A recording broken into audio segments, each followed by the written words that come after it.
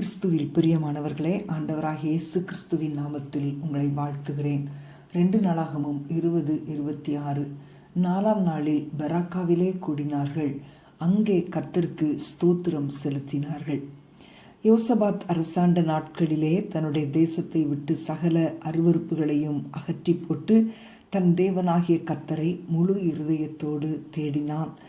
அவன் சகல விக்கிரகங்களையும் அகற்றி தேசத்தை சுத்திகரித்தான்.